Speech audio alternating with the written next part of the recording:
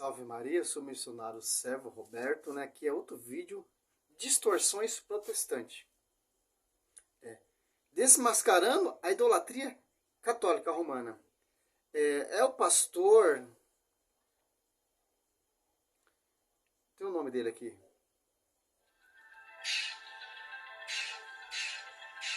Atinge muito a igreja esse pastor também, persegue muito também. Diz que ele era católico, né? E apresentação do seu programa, né?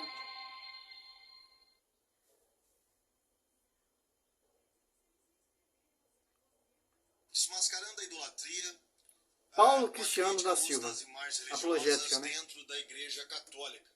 Então eu tinha algumas coisas para falar, então eu vou ser mais objetivo, direto ao ponto. Quando nós colocamos aqui Igreja Católica, para quem é estudioso do fenômeno religioso, sabe muito bem que dentro do catolicismo nós temos duas tradições chamadas de catolicismo romano. Aliás, de catolicismo. Mas dentro delas nós temos catolicismo romano e catolicismo ortodoxo. Até coloquei aqui, nós temos aqui o Papa representando o catolicismo romano e um dos patriarcas representando o catolicismo ortodoxo. Essa divisão houve em 1050, onde separou a Igreja Oriental de Igreja Ocidental. A Igreja Ocidental ficou então com o representante máximo aí do Bispo de Roma, com o Bispo de Roma. E o catolicismo oriental, na verdade, esse nome catolicismo oriental é um guarda-chuva onde abriga várias confissões de fé do catolicismo oriental. Então nós temos Igreja Oriental grega, Igreja Oriental russa, Igreja Ortodoxa, russa, Igreja Ortodoxa grega, Igreja Ortodoxa antioquina. Enfim, nós temos vários tipos de igrejas representado por este grande guarda-chuva aí chamado de catolicismo ortodoxo. Não é sobre esse catolicismo que eu irei falar. Meu objeto de pesquisa aqui é o catolicismo romano, tá? Então, eu estarei trazendo... Uma observação. Nós, católico romano o cara tá lá nos Estados Unidos, ele é católico romano. O cara tá lá na Argentina, ele é católico romano. O cara tá lá no Japão, ele é católico romano. O cara tá lá na Índia, ele é o católico romano. Porque a nossa igreja não é uma igreja dividida. É uma igreja que tem um pastor universal, porque desde Pedro até o Papa Francisco são 266 papas. Entendeu? A nossa igreja, ela não tem divisão.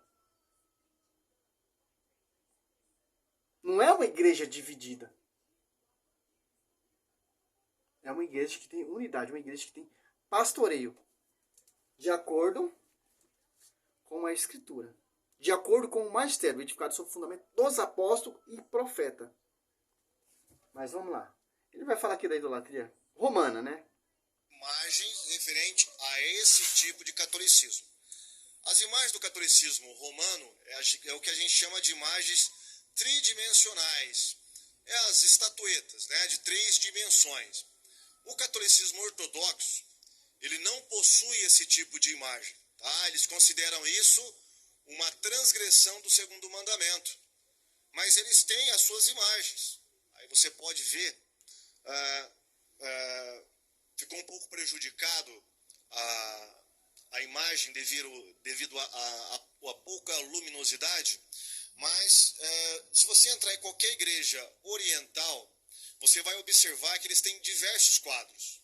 E mesmo no altar da igreja tem vários quadros, dependendo do tipo de igreja. Se for uma igreja de um porte grande, eles têm de cima do teto até embaixo, repleto de quadros. Eles chamam esses quadros de ícones. E os católicos orientais, eles têm a mesma devoção que os católicos romanos têm para com as suas imagens, as suas estátuas, eles têm para com os seus retratos, que eles chamam de ícones, que são imagens bidimensionais. O meu livro, no qual eu vou basear essa palestra, ele foi ilustrado com uma imagem não da Igreja Católica Romana, mas da Igreja católica oriental, uma imagem bizantina, que é esse livro que eu tenho aqui em minhas mãos. Esse livro aqui é um projeto que já há quase 5 anos que eu tenho trabalhado nele com pesquisas. Teve uma época que eu abandonei devido a outros afazeres, mas esse ano nós conseguimos realizar o nosso sonho de fazer a publicação dessa pesquisa 58 sobre minutos de vídeo desse cara contando heresia, imagens católicas ou imagens dentro da Igreja Católica. Né? O título do livro é Desmascarando a Idolatria, o que todo católico precisa saber. A nossa pergunta é... Olha só. A nossa pergunta é: qual foi o tema da Reforma Protestante? Só sola Escritura. Então, até agora, você não mostrou nada na Bíblia. E também na história também você não mostrou nada. É um ícone, sim. O que é um ícone? É uma imagem de um ídolo? É uma imagem de um Deus? Interessante. Uma imagem que reflete, que te leva a Deus. Lá as imagens do templo do rei Salomão é o templo, a imagem do quê? Que os judeus tinham ali no templo? Um ícone que levava, que apontava a Deus, porque o Velho Testamento aponta o novo. Certo? Mas vamos lá, é um pouquinho, vou fazer por etapa, porque é muito grande o vídeo desse cara. O celular também não ajuda. Celular novo não presta. Nova. Vale nada.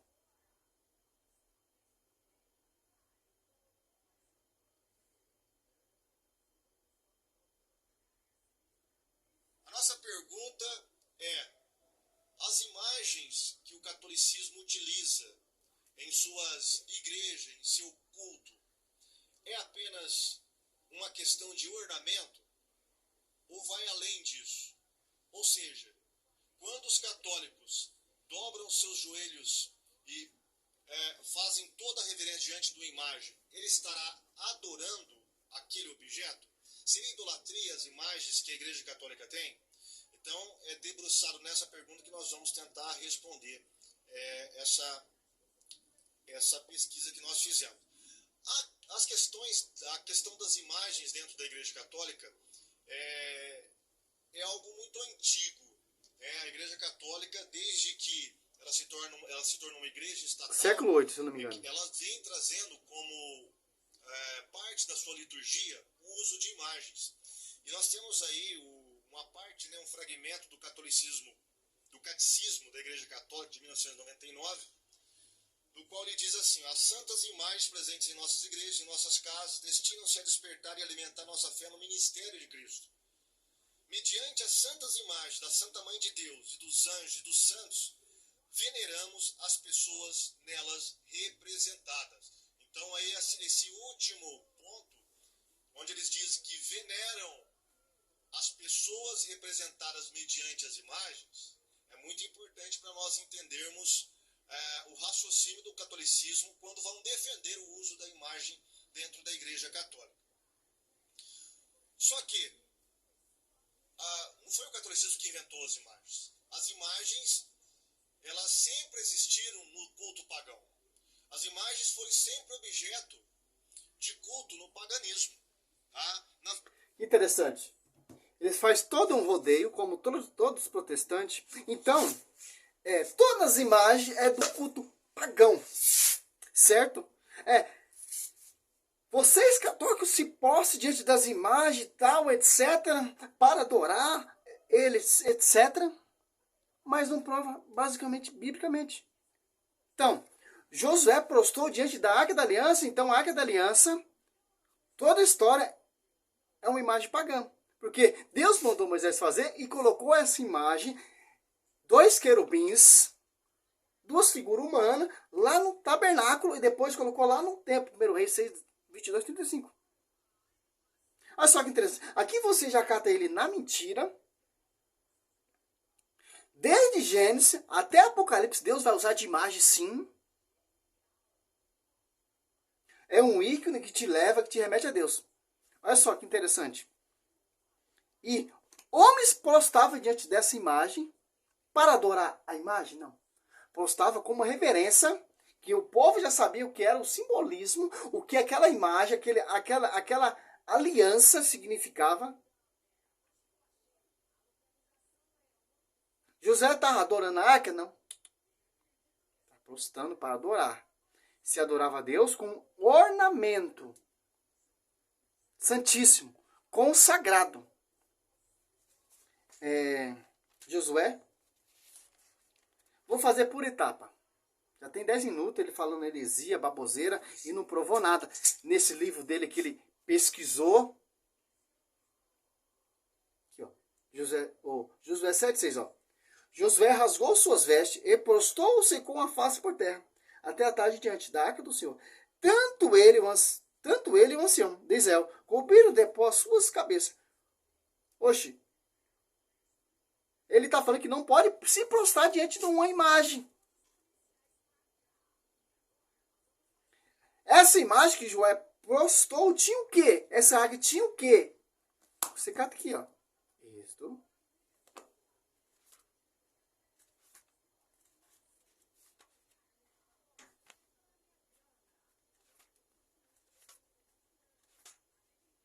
Bit 5,18, ó. Fará 2 querubins de ouro. Eu fará de ouro batido nas duas extremidades da tampa. Um de um lado, outro de outro lado. O tabernáculo, cortina do tabernáculo, tinha o quê? Artisticamente desenhado.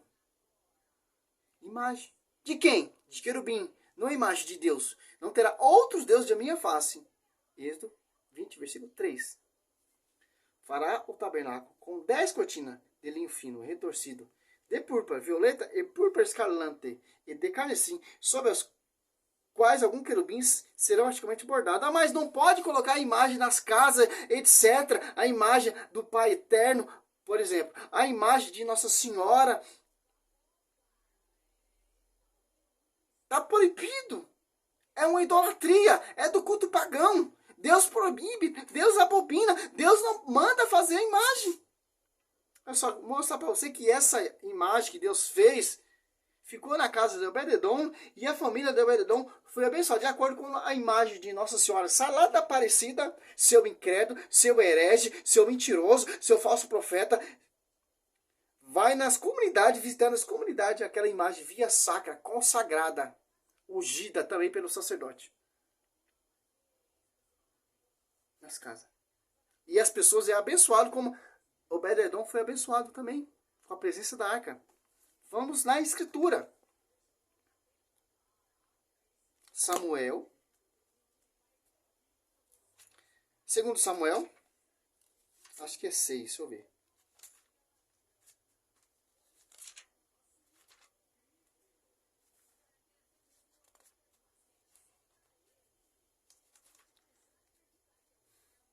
Você tem que basear não na história. Você tem que basear na Bíblia. O que Deus manda fazer, o que Deus está proibindo.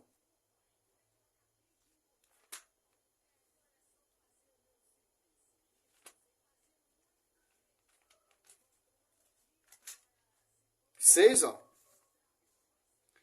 Segundo Samuel, pega na sua Bíblia aí. 6, 11, ó. Foi anunciando ao rei que o Senhor abençoou a casa de Obed-edom e todos os seus bens por causa da arca de Deus. E foi então Davi e fê-la transportá-la da cidade de Obed-edom para a cidade de Davi, no meio da grande regozijo. É só que interessante. Então, Davi, Obed-edom está com uma imagem do culto pagão. Visão dele. Agora eu vou te mostrar uma imagem que é do culto pagão, do povo pagão. Se que cata aí, Samuel, 1 Samuel 5. Olha só, cara. A diferença, quem entende de Bíblia. Ó. 1 Samuel 5, 1. Os filisteus apoderaram-se, pois, da arca de Deus e levaram na de Bezer a Ezer para os outros. Tomaram a arca de Deus, ó. Os pagãos foram lá pegar a arca a arca, que é a apresentação de Deus, do Santíssimo Deus, e levaram lá para o seu templo pagão, que é uma imagem de um ídolo, de um Deus com minúsculo. Tomaram a arca, 2, ó. 1 Samuel 5:2. Tomaram a arca de Deus e a introduziram no templo de Dagon, ó, colocando-a junto do ídolo. No dia seguinte, levantando-se pela manhã, os habitantes de Zoto vieram Dagon estendido com o rosto por terra, diante da arca do Senhor. Levantaram o ídolo e repousaram no seu leito, no seu lugar. Olha só que interessante. Então, para esse cara, Êxodo 20, versículo 3, a imagem de Nossa Senhora é um ídolo, é um Deus. E a arca da aliança é o que então? Que Deus manda fazer? Davi pulava, dançava, sapateava diante dessa arca da aliança.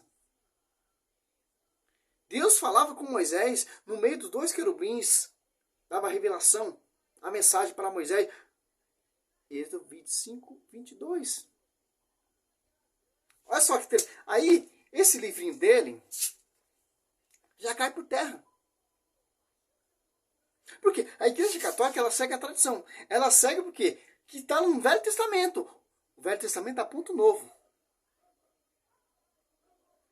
As imagens de 12 bois que tinha ali no templo do rei Salomão. 1 Reis 7, 25. 1 Reis 7, 29. Bois, leões, querubins. Os 12 bois prefiguram quem? Os 2 apóstolos.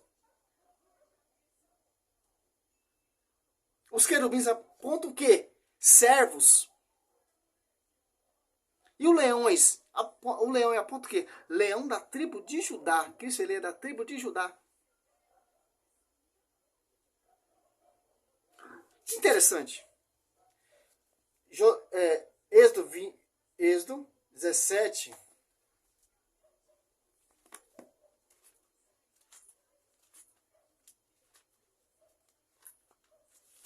18, 7, ó.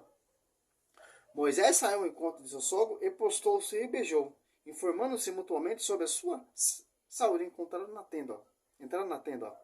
Moisés prostou diante do seu sogro Gesto, o sacerdote de Midian, e beijou e entrou lá no templo. Templo do que tinha o que dentro desse templo? A Arca da Aliança. Tinha o que em cima dessa Arca da Aliança? 2 querubins, 2 anjos. Por que José prostou diante da Arca da Aliança, Josué 7,6? Porque Josué, ele é discípulo de Moisés. Sucessor de Moisés. O que Moisés fazia aqui no templo foi passado para ele.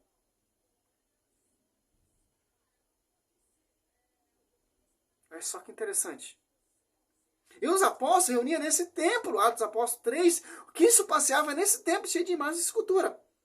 Para esse cara é um culto pagão. João 10, 23. Está entendendo o que ele quer fazer? Onde ele quer chegar? Não tem argumento. Não é só a escritura. Então, ele pode usar esse livrinho dele, catar esse livrinho dele e enfiar naquele lugar. Esse livrinho dele não é mais que a Bíblia. Essas pesquisas dele aí não é mais que a história da igreja. Que interessante. Simples. Ó. Vou fazer outro vídeo, vamos continuar, porque o vídeo dele é 58 minutos, cara. 58 minutos.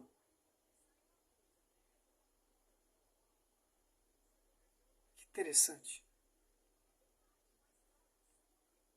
Salve Maria, sou o missionário Zé Roberto e esse é o primeiro vídeo. Glória a Deus, aleluia.